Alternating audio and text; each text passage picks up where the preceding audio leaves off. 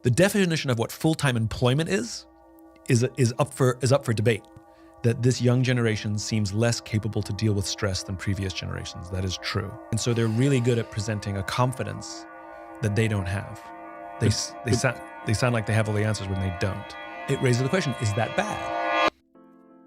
Halo pemirsa, namaku Askan Abhan, selamat datang di channelku. Di video ini, kita akan ngebahas kenapa Gen Z atau seseorang dengan kelahiran 2000-an ke atas dinilai sebagai generasi yang manja, gampang menyerah, dan cuma pengen yang serba instan.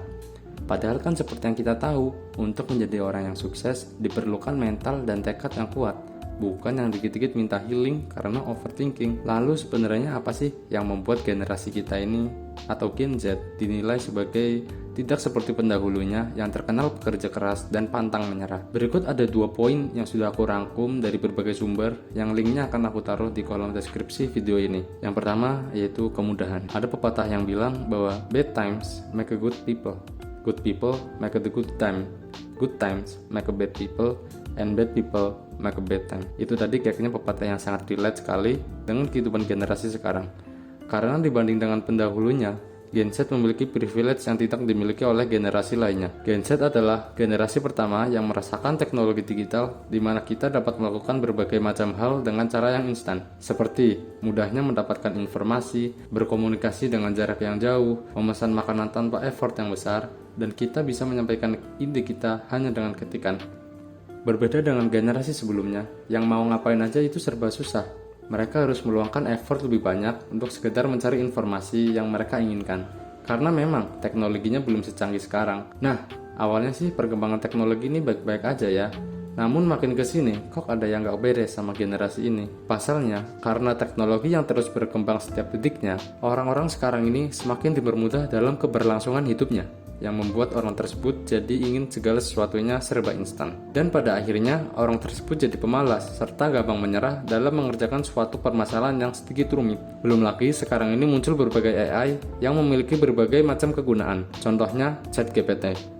Siapa sih yang gak kenal AI yang satu ini? Masalahnya, dikarenakan munculnya ChatGPT ini, banyak orang, khususnya para mahasiswa, menggunakan AI ini secara brutal. Bagaimana tidak, AI ini bahkan bisa membuat esai perkuliahan dengan berbagai macam topik, hanya dengan beberapa detik saja. Selain itu, ChatGPT ini juga bisa menjawab berbagai macam pertanyaan, dari A hingga Z. Itu yang menyebabkan tingkat kreativitas mahasiswa sekarang lebih rendah daripada pendahulunya. Yang kedua yaitu adanya sosial media. Seperti yang udah kita ketahui, bahwa sosial media adalah platform di mana semua orang dapat mengekspresikan dirinya dengan bebas.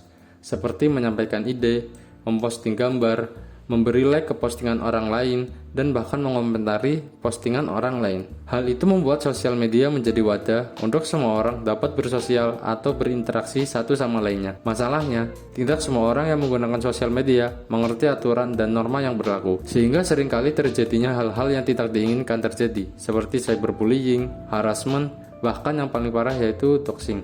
Doxing adalah suatu tindakan di mana seseorang membocorkan data pribadi orang lain ke ranah publik, yang bisa jadi data tersebut dapat disalahgunakan sehingga menimbulkan dampak negatif ke orang yang didoxing. Hal itu kerap kali yang membuat para Gen Z ini mengalami anxiety, dikarenakan kurangnya edukasi yang memadai tentang cara bersosial media yang bijak dan benar. Ditambah lagi sosial media akhir-akhir ini digunakan untuk menjadi ajang pamer kekayaan dan pencapaian, yang mana hal tersebut bisa jadi memicu para mental tempe menjadi overthinking karena rasa iri dan dengki yang ada pada diri mereka. Jadi, itulah beberapa perbincangan ringan kita tentang alasan kenapa anak-anak Z cenderung overthinking dan seringkali menghadapi masalah kesehatan mental. Semua ini nggak lepas dari dampak teknologi, tuntutan hidup yang cepat, dan tekanan sosial dari media sosial. Kehidupan yang serba cepat memang bikin semuanya pengen instan, tapi nggak selalu instan itu baik. Sebagai generasi yang penuh potensi, mungkin kita bisa mencoba untuk lebih menghargai proses dan menemukan keseimbangan dalam kehidupan modern ini.